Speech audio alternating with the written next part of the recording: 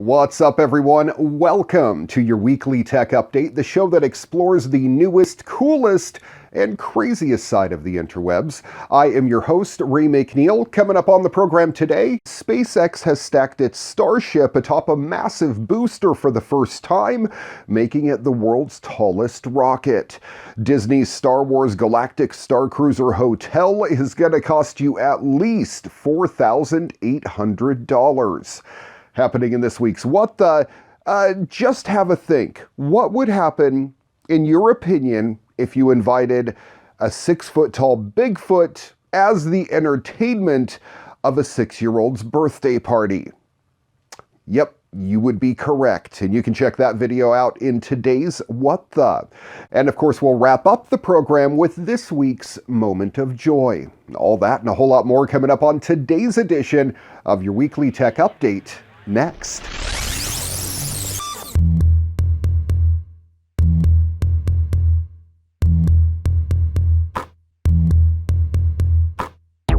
SpaceX's newest Starship prototype has been placed atop its massive booster for the first time, setting a new record for the world's tallest rocket ahead of a planned orbital test flight this year.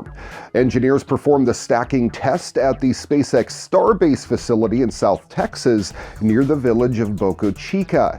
SpaceX has not commented on the stacking procedure yet, but founder Elon Musk sent an update suggesting the company actually wanted to complete the stacking a few hours after Starship completed its rollout to the launch pad earlier in the week, but winds were too high at that time. Starship SN20 and its Super Heavy booster were mated for about an hour for fit checks, during which time the two vehicles posed a towering sight. Super Heavy alone stands 230 feet, and the Starship is another 165 feet. Together, they stood a whopping 395 feet tall, taller than NASA's massive Saturn V moon rocket, which was 363 feet. Elon Musk did write on Twitter, however, quote, "a dream come true." But when the mission will get a chance to fly its round-the-world trip is currently unknown. The Super Heavy rocket, known as Booster 4, must pass several pressurization and engine tests before lifting off. SpaceX is also waiting on an environmental review of Starship's launch operations being performed by the U.S. Federal Aviation Administration, and it's unclear when that review is going to be completed. On Twitter, Musk wrote that Starship and its Super Heavy booster also still need at least 4 significant items before they're ready to fly.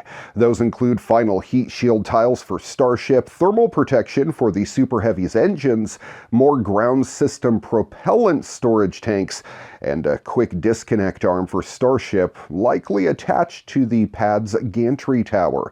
It's likely that both Starship SN20 and Super Heavy Booster 4 will test fire their engines in separate static fire tests.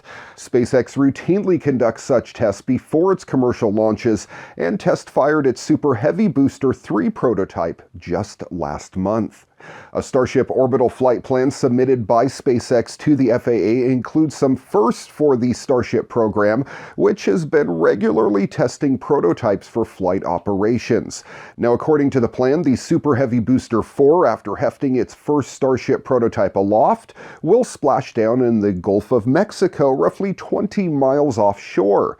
Meanwhile, Starship will boost itself into orbit for the first time, fly around the Earth once, and then return over the Pacific Ocean near the Hawaiian island of Kauai. It's roughly about 90 minutes after launch or so.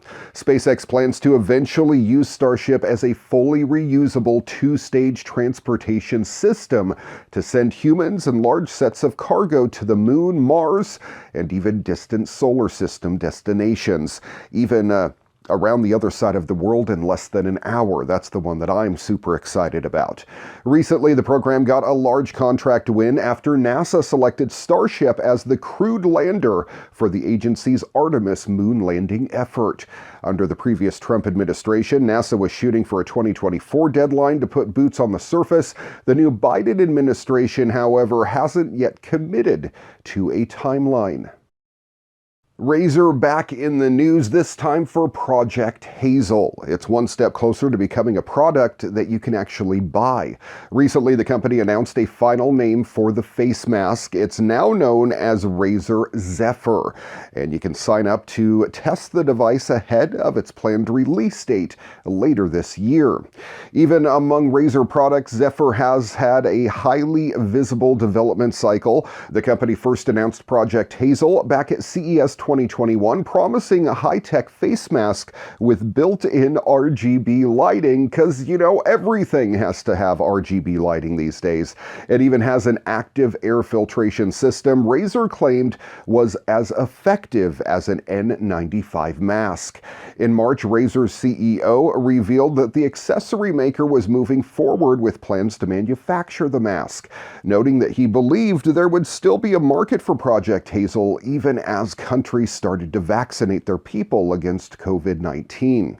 Since we first saw the mask at CES 2021, Razer has added internal lighting and a silicone face seal. The company also says that the latest version of Zephyr is 99% effective at filtering out bacteria. The only detail that Razer has yet to reveal is how much the mask will cost.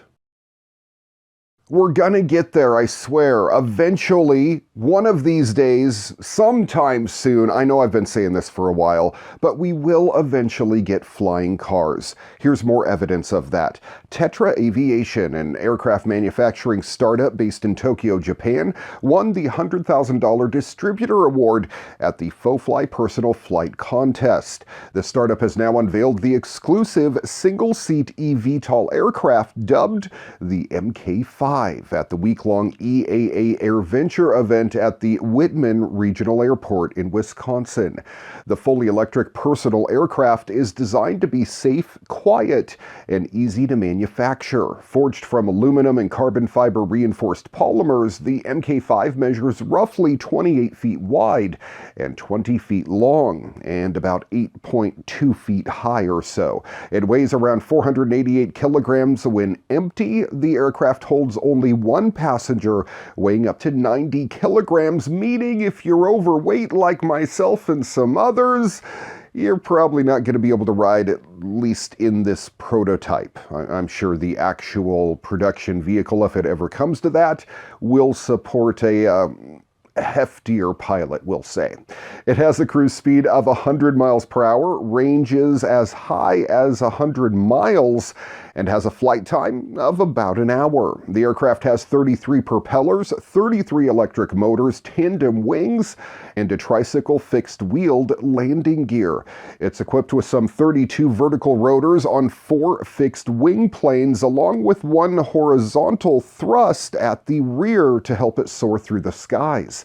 The Mk5 packs a 13.5 kilowatt-hour battery for clean cruising as well.